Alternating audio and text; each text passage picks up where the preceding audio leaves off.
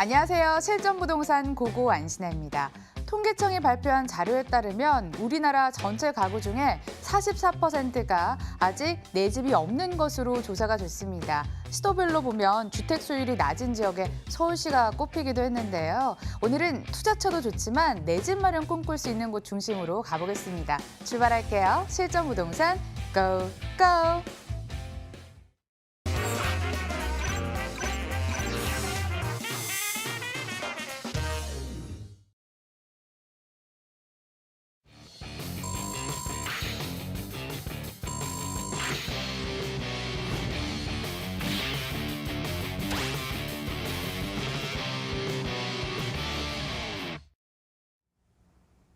금요일 1부 출발합니다. R&D에셋 이규미 본부장 함께하겠습니다. 어서 오세요. 안녕하세요.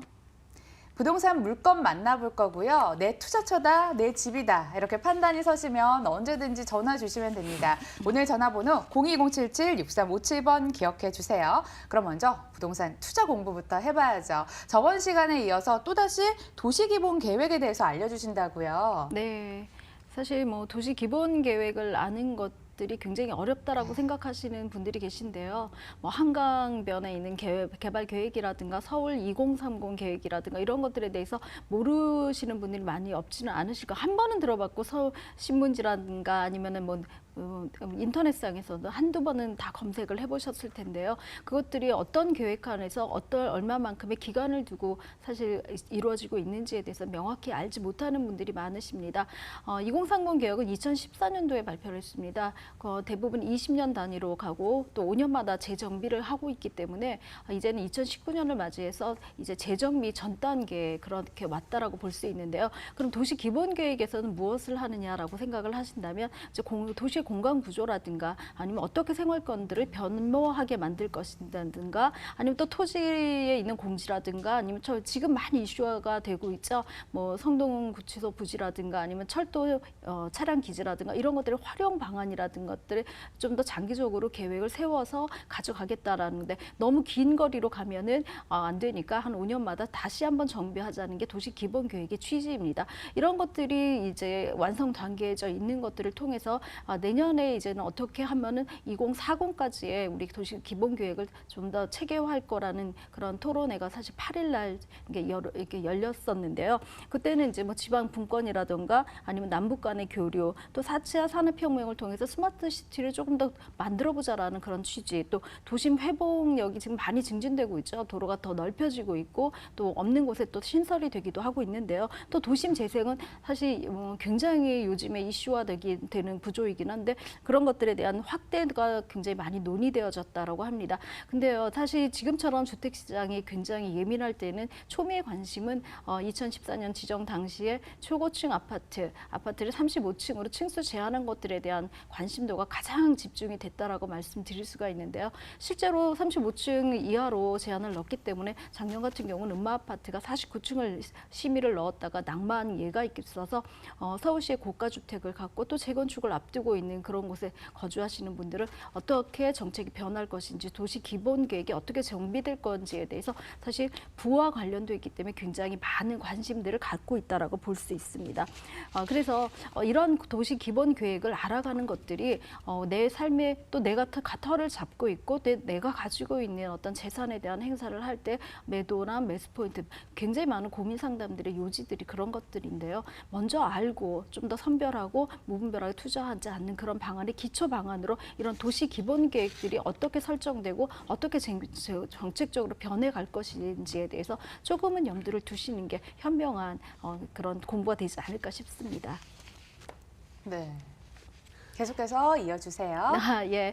그러면 도시 기본 계획은 서울시 2030 플랜의 상위 계획이 있겠죠. 그럼 국토종합계획의 단계에서 국토종합계획은 광역 도시권과의 연계된 계획들로 이루어진다고 볼 수 있습니다. 때문에 지금 서울시 철도 KTX라든가 SRT 같은 경우들이 이제 교통이 착공을 하거나 아니면 개통을 하는 경우에 굉장히 지가라든가 도심의 변동들이 굉장히 많이 이루어지고 있는데요. 그런 것들은 광역으로 이루어지는 이루어져서 서울 플랜과 또 수도권의 광역이 같이 연결되어진다고 볼 수 있습니다. 자, 서울시에 사시지만 실제로는 수도권과 연결성이 있기 때문에 또 상위 계획도 많이 보셔야 되는데요. 광역 도시 계획이라든가 국토 종합 계획부터 상위 계획으로 먼저 올라가셔서 보실 수 있는 그런 시야들도 가져가셔야 된다고 말씀드릴 수가 있습니다. 지금 보시는 것처럼 수도권 권역의 분류 화면들이 현황들이 나오고 있는데요. 지금 성장 관리 권역이라든가 과밀 억제 구역이라든가 자연 보전 권역이라든가 성장 관리 권역은 이제 국토의 어떤 종합적인 수도권 광역의 계획도에 나와져 있는 거기 때문에 이런 것에 따라서 내가 살고 있는 도심이 어떻게 플랜화되고 있고 언제 개발 계획이 나와서 발표가 되었으며 언제쯤 재정비 단계에 있는지 또 실제로 계획하에 있는 것들 중에 이루어지고 있는 것은 있는지 아니면 조금 딜레이 되거나 유보되어져 있는 상황들이 있는 거에 따라서 어떤 부의 축이라든가 중심의 그 이동 방향, 경제 이동 방향이 조금 변모해서 나간다라고 생각을 하시면 됩니다. 자, 생활권역도 좀 더 세분화해서 넓게 본다면 서부권과 동부권, 또 동남권과 도심권 같이 이렇게 나누어져 있을 수가 있는데요. 이런 5개 권역이 서울시 안에서 이루어져서 수도권의 전체적인 어떤 흐름을 보신 다음에 다시 대부분 투자가 저희 서울시에 집중이 되어져 있기 때문에 서울을 중심으로 말씀드려 죄송한데 서울 쪽에 어떤 플랜들 아까 말씀드린 대로 2030, 또 40으로 들어가는 어떤 단계별로 도시의 도심제의 의지력 같은 것들을 보신다면 그런 아까 네 가지 말씀드렸죠. 4차 혁명을 같이 가미한 스마트 도시라든가 도심 회복력 증진, 또 지금은 남북 간의 어떤 교류 단계에 있기 때문에 그런 쪽에 연결된 도심의 재생 같은 것라든가 어떤 도심을 만드는 구성력 같은 것들에 대한 의지력이 추가된다라고 보시면 되고요. 기존에 발전되고 있고 완성되는 단계에다 플러스 요인으로 가져가신다면은 서울시 2040이죠. 2040년도의 계획까지 우리의 자산 플랜까지 같이 동일하게 짜져 있을 수 있는 그런 기회도 되지 않을까 싶습니다. 네, 조금 딱딱할 수 있지만 이런 기본 계획 아래 세부적인 개발 계획들이 이루어지고 있기 때문에 공부 더 해보시고요. 현장으로 가보겠습니다. 첫 번째 정보부터 확인하시죠. 서울시 동대문구 용두동 오피스텔 기다리고 있습니다. 위치는 2호선 용두역에서 도보로 5분 거리, 2019년 3월 준공 예정으로 19층 건물 내 9층에 방 1개, 복층 침실, 욕실로 구성됐습니다. 매매 금액은 1억 7,600만 원, 임대 예상 금액이 보증금 1,000만 원에 월 75만 원, 대출 가능 금액 1억 2,700만 원 예상했을 때 실제 투자 금액 3,900만 원 예상되는 곳입니다. 여행과 패션의 메카 동대문구 와봤습니다. 용두동에서 투자처 한번 찾아보자고요. 지역에 대한 자세한 설명 들어볼게요. 네. 용두동 하면 낯설지 모르시겠지만 청계천 하면은 모든 분들이 한 번쯤은 이제 다녀오시고 관광객들도 굉장히 선호하고 또 외국 분들도 이런 식으로 도심에 어떤 천이 개발될 수 있다라는 그런 것들 때문에 많이 다녀가신다고 하는데요. 그런 청계천 뷰를 가지고 있는 굉장히 입지가 좋은 곳에 있는 물건이라고 말씀드릴 수 있습니다. 2호선 용두역에서 도보 5분권 이내에 있습니다.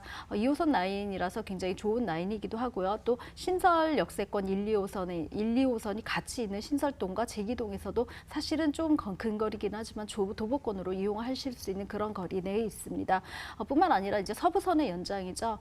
서부선이 연장되는 경우에는 서부선이 연장되는 경우에는 더블 역세권의 더블 역세권으로 이제 가치가 더 증가하는 그런 곳에 있다라고 볼 수 있습니다. 또 청계천을 남향으로 뷰를 보고 있고 청계천변에는 사실 오피스텔 총량제가 있어서 오피스텔의 인허가가 더 이상 나오지 않기 때문에 조금은 희소성의 가치도 굉장히 많이 갖고 있다라고 말씀드릴 수 있는 귀한 물건이라고 생각합니다. 네, 건물 특징도 들어보도록 하겠습니다. 오피스텔이 많이 안 나오는 지역인 걸로 아는데요. 이런 곳에 오피스텔이 지어지네요. 네, 지금 주변의 오피스텔 같은 경우는 최소 한 15년 이상의 연식이 오래된 오피스텔이 많이 있기 때문에 신축 오피스텔에 대한 선호도가 굉장히 좋은데요. 신축 오피스텔답게 이제 건물을 보시면 청계천 뷰를 보고 있고 또 남양 코너에 위치해 있어서 굉장히 트인 개방감이 좋은 곳이 그런 뷰를 자주 자랑하는 곳에 있다라고 볼 수 있습니다. 주변에 굉장히 많은 인프라든가 아니면 주변에 이제 청년층의 어떤 일자리들이 많이 보급되어져 있기 때문에 1인실이죠. 원룸 오피스텔을 선호하는 경우들이 굉장히 많이 있습니다.